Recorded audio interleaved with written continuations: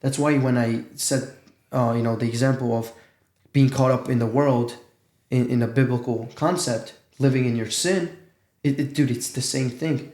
Unless you really understand that you are caught up with sin and living in the world, you're not even gonna you're not gonna need to go to God for help. You're not gonna need God to rescue. You're not gonna need to ask God and pray to God, hey, like I need help. Like I really need your guidance because, you know, it's a distraction. It's a noise. It's the devil's trick, bro.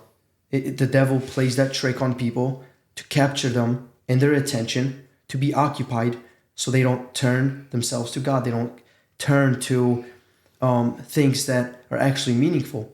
Because look, social media, in today's life that we live in, dude, we live in a comfortable world, yet people are so depressed. We live in a world with such abundance, bro. Really, if you look around you, we live in such abundance, yet there's so many people probably, if we had to take the statistics on, you know, the depression, it's going up. Why? It just doesn't make sense, right? It's a contradictory thing. People didn't have the things that we do now. People didn't have the technology. People didn't have the advancement. People didn't have the things that we have, the access to things we have now. They were more happy than we are. They were less depressed than we are. Because you were simple. Why is that happening? Well, one, yeah, it could also sometimes simplicity is better than always complexity. that's exactly, too much complex is what keeps people distraction. That's what keeps people occupied all the time, and that's why I said it's a devil's trick. Well, like, you are always constantly in dopamine, constantly in pleasure, and you're trying to fill that void that's never going to be filled unless you have that relationship with God, unless you have that peace with God, unless you understand that it's not these worldly things that's going to fulfill you, because everything has an end. I think that's why it's a very important thing for a person to sit down and say, okay, I'm doing this in my teenage years or in my adulthood, but everything eventually will come to an end. I will pass away. That's a scientific fact. That's a reality. Everybody eventually dies. You know, we don't live forever unless you're saved.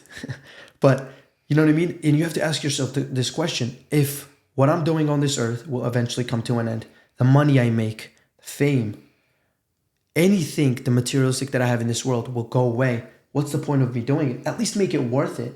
You know what I mean? At least understand that what you're doing, you know, by putting that time and energy into things that you're getting, such as money, is worth it. You don't want to live your life in a way where, you know, you're constantly chasing something that will end and you know it will end, but you're so scared of not having it that you keep on chasing it. You have like blindfolds on, just keep on going away that you really don't know where it's going to lead, yet you do because you know it's going to end eventually. So having that connection, having that relationship with the Lord is you understand that it's never going to end, that there is going to be that eternal relationship, that eternal life with the Lord. But all these things on earth will eventually perish. It will go away. So when you have that peace, when you have that, you know, joy, happiness, that faith, you walk your life very different. You walk your life peacefully.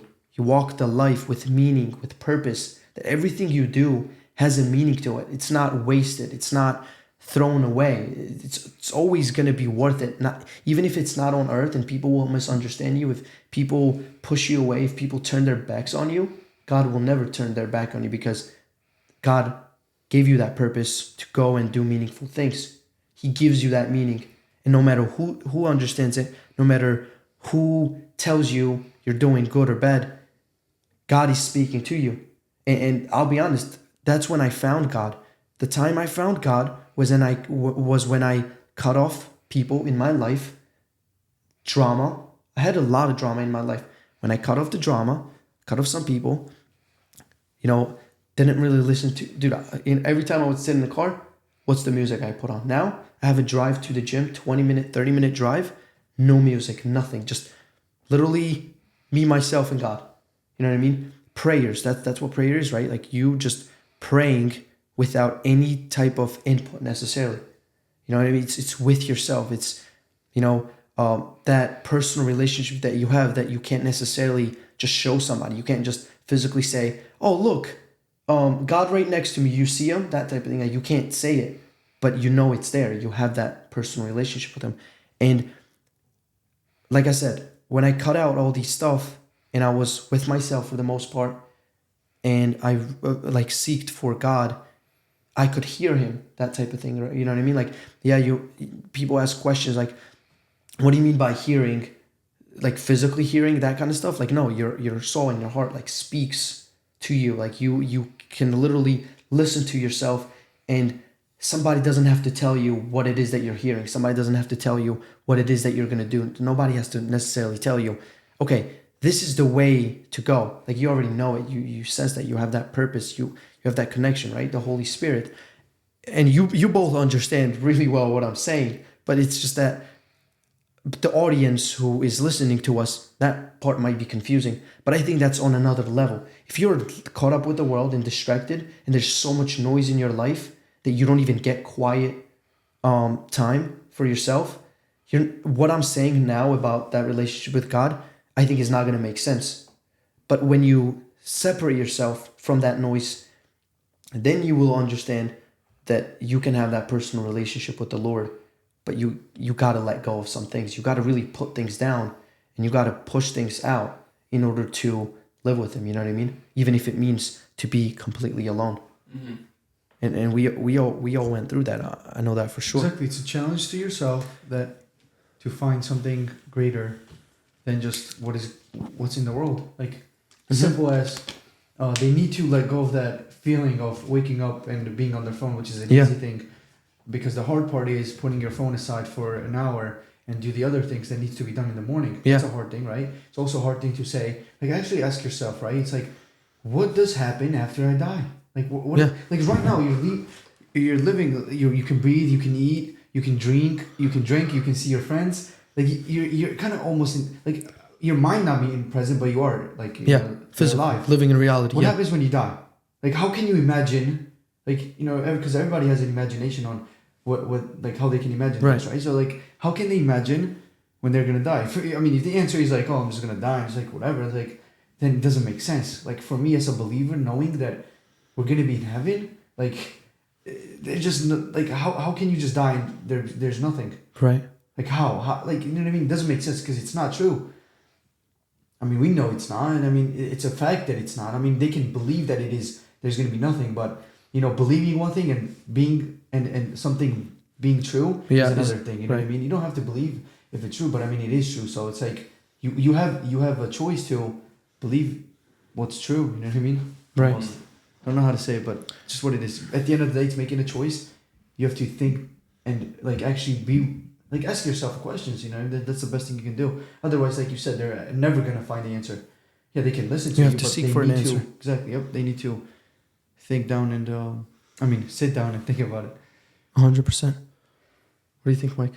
I agree. Well said. Yeah.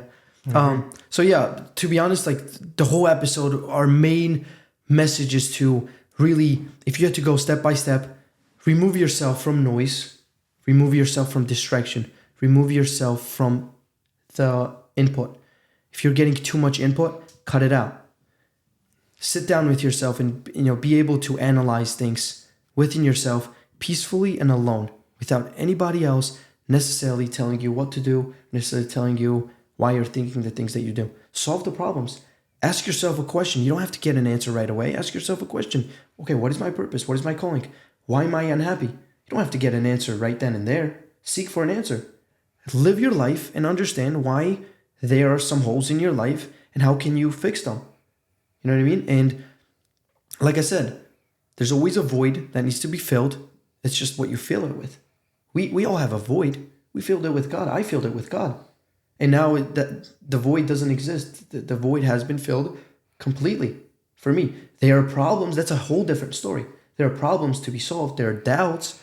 There are these things that you are struggling with, but that's not necessarily a void that you're trying to now fulfill by pleasure and dopamine constantly.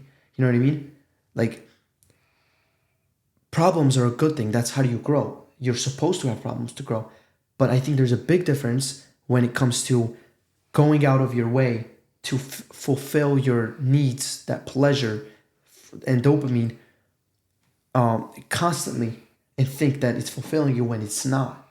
You know what I mean? Like, yeah, you can go party, but when you come home, why do you feel unhappy? If that's what's supposed to fulfill you, why does it not fulfill you? Ask yourself these questions and then come to an answer. There is an answer out there.